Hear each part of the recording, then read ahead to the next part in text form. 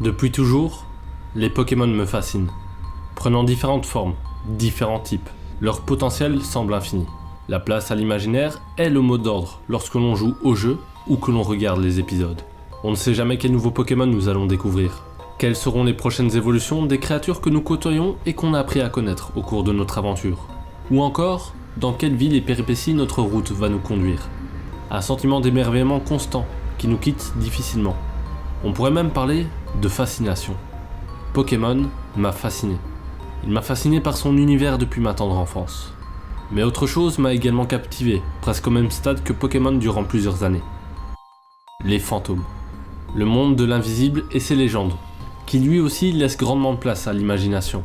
C'est pourquoi, hormis mon intérêt indéfectible pour les Pokémon feu, s'il y a bien un type de Pokémon pour lequel j'ai toujours éprouvé une curiosité insatiable, ce sont les Pokémon de type spectre. Je les ai toujours trouvés à part des autres Pokémon Monsters, comme s'ils ne venaient pas de ce monde.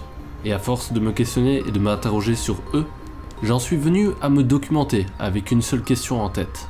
Les Pokémon spectres sont-ils réellement des Pokémon ? Salut à tous et à toutes, c'est Endo. Et entre théorie et reportage, bienvenue dans un nouvel épisode.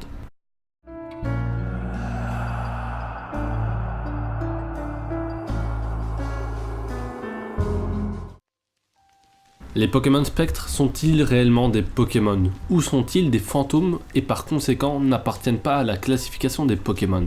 Voilà la question à l'ordre du jour. Lorsque l'on s'intéresse au type, on peut se demander pourquoi celui des spectres n'a pas été appelé fantôme. Peut-être pour éviter une confusion et ne pas confondre ces deux entités. Peut-être. Ou pas vraiment. Du moins, pas dans les deux autres langues importantes de Pokémon. En effet, en anglais, le type spectre est appelé Ghost, qu'on peut littéralement traduire par fantôme ou spectre. Quant au japonais, ce mot que vous voyez à l'écran peut se traduire par type de fantôme.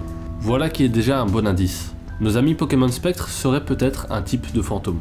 Ce qui correspondrait bien à ce que nous connaissons des fantômes dans Pokémon. Car ce qu'on pourrait appeler véritablement fantômes, ce sont les entités qui ont gardé leur apparence d'origine, comme certains humains que l'on peut apercevoir dans la série ou les jeux. Ou encore, celui de l'incontournable fantôme d'ossature, mais également et récemment, le fantôme de Mimikyu que l'on peut apercevoir dans la dernière série de Pokémon. Voilà en tout cas de bons indices. Et ce sont ces exemples-là qui m'ont poussé à me demander ce qu'il y avait de différent entre eux et les Pokémon spectres, puisqu'ils semblent partager plusieurs points communs. Si l'on sait que les Pokémon classiques sont le fruit d'une évolution, d'une adaptation et d'une disparition des espèces, comme le démontrent les fossiles ou les créatures d'Alola qui se sont adaptées, l'origine même des spectres me semblait plus mystérieuse. Après tout, on ne retrouve pas facilement chez eux cette sphère familiale qui peut être observée chez d'autres espèces et qui témoigne d'un cycle d'accouplement et de reproduction. Les seules fois où l'on peut apercevoir des spectres en nombre, ils reflètent plus l'image d'un groupe de malfaiteurs organisés qu'un groupe propice au développement et à la multiplication de leur nombre. Anomalie. Voilà le terme qui m'est venu en tête en pensant à tout ça. Bien que je savais par expérience comment certains spectres comme Tout à fait ou Phantominus naissaient, je me suis demandé si à l'origine, ce type n'était pas une anomalie, une erreur lors de la création par Arceus.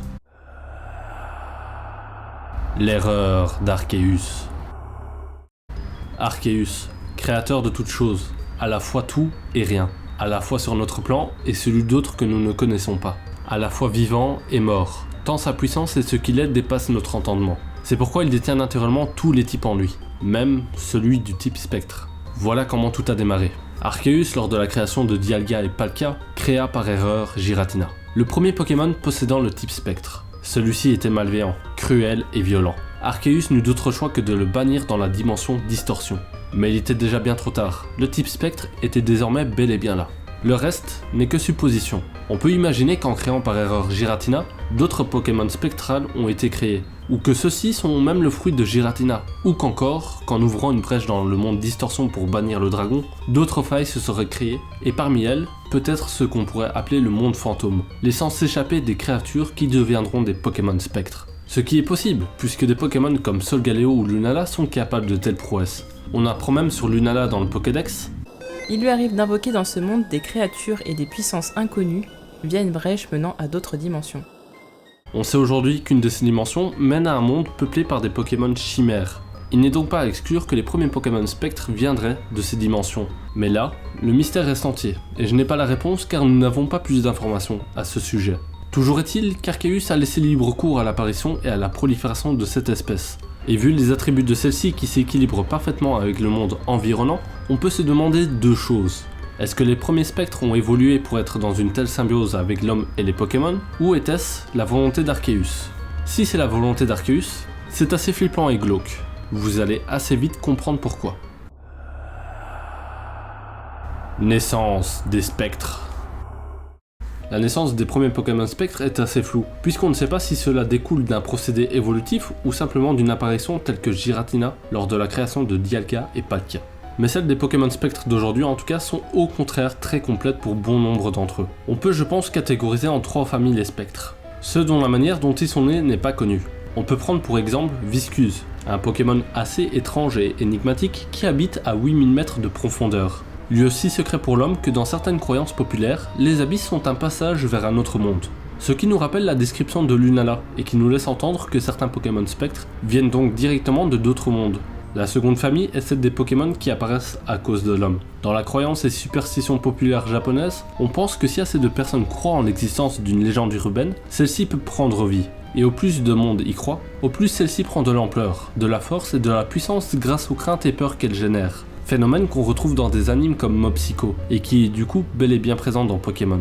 Cette famille est celle qui détient le plus petit nombre de membres. On compte dans leur rang par exemple Skelenox. Dans sa description du Pokédex, on peut donc y lire Skelenox erre seul dans l'obscurité de la nuit. On fait souvent peur aux enfants en leur disant que ce Pokémon viendra les chercher s'ils n'obéissent pas à leur maman. On peut donc facilement imaginer que ce dernier soit apparu lorsqu'un nombre assez important d'enfants croyaient en cette histoire, et que plus le nombre augmentait, plus leur effectif faisait de même. On peut même supposer que les évolutions de ces Pokémon se font grâce à la croyance populaire. Si cette famille est la moins répandue, c'est tout à fait normal. Les légendes font sensation un moment, mais finissent par s'estomper et perdre en force et vigueur à un moment ou un autre. On peut donc supposer que bon nombre de Pokémon spectres de cette famille ont dû voir le jour, surtout dans le passé quand les coutumes, histoires et traditions étaient plus ancrées. Mais aujourd'hui, dans un monde où les traditions et croyances sont moins présentes, on peut supposer que ces Pokémon s'éteignent aussi vite qu'ils apparaissent. Du coup, on en vient à la dernière famille qui est la plus répandue de toutes. Les membres de ce troisième groupe naissent grâce aux âmes des humains et des Pokémon, et là des exemples, il y en a à l'appel. Il est né de l'âme d'un défunt inhumé dans une tombe antique. Il a conservé ses anciens souvenirs. Le motif de son masque est son visage quand il était humain. Parfois, il le regarde et se met à pleurer. Il s'agirait d'une stalagmite possédée par l'âme d'une jeune fille disparue dans les cimes enneigées. Il adore les âmes des hommes. D'après la légende, cette espèce de Pokémon aurait vu le jour quand les âmes d'enfants perdus dans la forêt auraient possédé des souches d'arbres. Ici, le parallèle est assez intéressant sur son évolution, Décéliandre, puisqu'on apprend qu'il emprisonne quiconque qui fait du mal à sa forêt. On sent qu'il a gardé un énorme attachement au lieu qu'il a accueilli lorsque son âme était perdue. Mais continuons. Ce Pokémon est né du mariage d'un esprit piégé dans le monde des vivants et d'une citrouille. Il commence à s'animer au coucher du soleil. Ce Pokémon est né de la rancœur d'un voyageur mort dans l'indifférence, laquelle s'est incarnée dans un pâté de sable. Il est composé à 95% de gaz toxiques. Les 5% restants? Au dire de certains, il s'agirait d'un mélange de gaz toxiques et d'âmes damnées. Et enfin, mon préféré, celui qui montre que les types spectres sont réellement à part, et qu'ils ne suivent pas le même schéma évolutif que les autres Pokémon, Ectoplasma. Si vous frissonnez soudainement, c'est qu'un ectoplasma en veut à votre vie. Vous ne pouvez pas y échapper. Abandonnez toute espérance.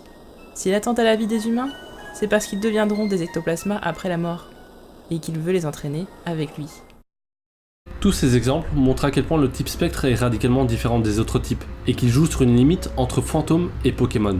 Les spectres sont des créatures d'outre-tombe, nées d'autres dimensions, de nos croyances, et de nos âmes qui ont subi des transformations pour n'être plus qu'un lointain souvenir et écho de ce que l'on était. Sur ce point, on pourrait avancer le cas d'Ossature qui est un très bon exemple. En effet, il existe donc le fantôme d'Ossature, qui est donc un fantôme. Mais nous avons aujourd'hui l'Ossature d'Alola, qui est de type spectre et feu. Comment Ossature a-t-il obtenu ce type? Dans sa description, on peut y lire « L'os qu'il tient dans sa main appartient à sa mère. Les regrets de celle-ci se sont mués en flammes qui le protègent par-delà la mort. » La nature même d'Osley, évoluant en ossature de type spectre, a été altérée grâce à l'âme de sa défunte mère. Ossature d'Alola est l'un des meilleurs exemples pour illustrer ce que sont les Pokémon spectres. Des créatures vivantes, mais ayant pour source le monde des morts. Leur vie prend essence dans la mort, ce qui les rend définitivement et complètement à part. Et ce qui va suivre va vous en convaincre. Comportement des spectres. Les spectres se comportent et vivent différemment des autres Pokémon. Il suffit de voir le régime alimentaire de bon nombre d'entre eux. Certains vont simplement se nourrir de nos sentiments. Voici quelques exemples à la clé. Feu-Forêve effraie les gens en poussant un cri à faire froid dans le dos, une sorte de lamentation. Ce Pokémon utilise ses sphères rouges pour absorber les sentiments de terreur de ses ennemis, et s'en nourrir. Polychombre grandit en se nourrissant des émotions négatives des gens, comme le désir de vengeance ou la jalousie. Il erre dans les villes à la recherche des gens qui n'ont pas de morale. Les gens apprécient ce Pokémon, car il se nourrit de leurs émotions négatives, telles que la rancœur et la jalousie. Ici, une symbiose étrange existe entre humains et type spectre, mais qui n'incombe pas à nos vies. Mais il existe des Pokémon spectres beaucoup plus dangereux dont le régime alimentaire se fait essentiellement à base de notre énergie vitale, voire même de notre âme. Funissir capture ses proies, humaines comme Pokémon, en leur disant qu'il les guidera à travers l'obscurité grâce à sa lumière. En réalité, il aspire leur énergie vitale et les emmène peu à peu dans le monde fantôme. Mélancholux et Lugulabre, qui sont l'évolution de Funissir, montrent également que le type spectre continue de se nourrir des âmes, même lorsqu'ils évoluent, puisqu'on apprend sur eux. Il aspire les âmes pour entretenir sa flamme. Il erre dans les hôpitaux dans l'attente d'un trépas. Les victimes des flammes de Lugalubre voient leur âme aspirer jusqu'à que leur corps ne soit plus qu'une coquille vide. Il apparaît donc clairement qu'à tout instant, les Pokémon spectres flirtent avec la mort, que ce soit dans la manière dont ils naissent, se reproduisent ou mangent. Heureusement, quelques exceptions ne sont pas tous macabres. L'antenne sur sa tête capte les ondes radio du monde des esprits, lui ordonnant d'y porter des gens. Son corps se replie sur lui-même pour emprisonner les esprits perdus et les ramener chez eux. Il paraît qu'il accompagne les âmes des défunts jusque dans l'au-delà, pour qu'elles puissent goûter au repos éternel. Et tous ces comportements et phénomènes expliquent pourquoi on voit si peu de véritables fantômes dans Pokémon, et tellement de type spectre. Car si l'on considère que la plupart des âmes vont dans l'au-delà après une vie bien remplie, certaines perdues ou pleines de regrets restent sur Terre. Soit elles finissent par donner naissance aux Pokémon spectres, soit elles finissent manger, ou encore, fort heureusement, finissent par être guidées. Les apparitions de fantômes sont donc naturellement extrêmement rares. D'où ma phrase précédente, si telle était la volonté d'Arceus, c'est assez flippant et glauque. Mais si c'est l'œuvre de la nature et de l'évolution au fil des temps, considérons que la nature est bien faite, puisqu'elle a donné naissance à un type particulièrement différent des autres qui pourtant s'insère parfaitement dans le cycle de la vie.